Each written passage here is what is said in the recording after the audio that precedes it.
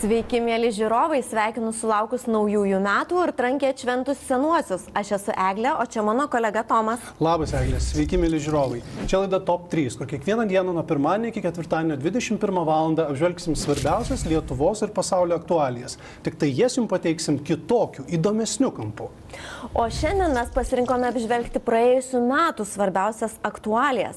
Ar pamenate, kai buvo čekiukų skandalas, jis sukrėtė visą Lietuvą, nes savivaldybių tarybų nariai nevengė kišti rankos į savivaldybių tarybų biudžetus.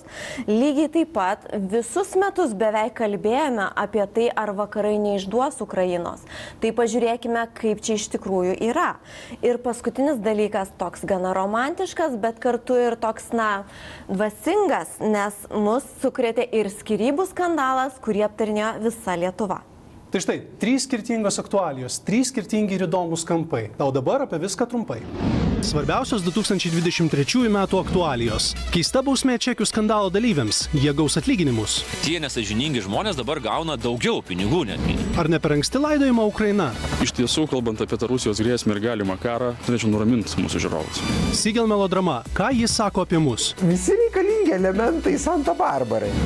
Nauja aktualijų laida Top 3.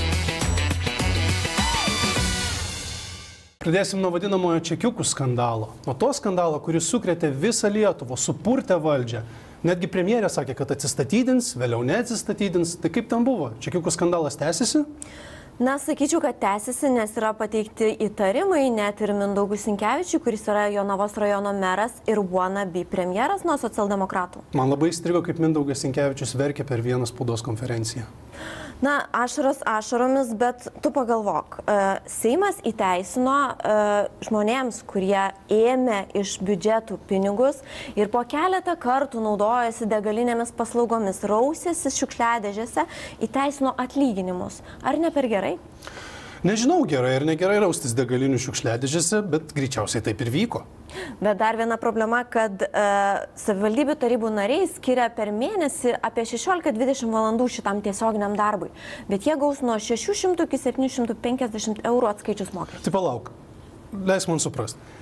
Tai, ką jie prieš tai darė nelegaliai, dabar galės daryti visiškai legaliai? Taip. Labai įdomu, žiūrim. Praėjusiu metu pavasarį visą Lietuvą supurtė čekiukų skandalas. Parodęs, kad šalyje yra tūkstančiai politikų, kurie gyvena tarsi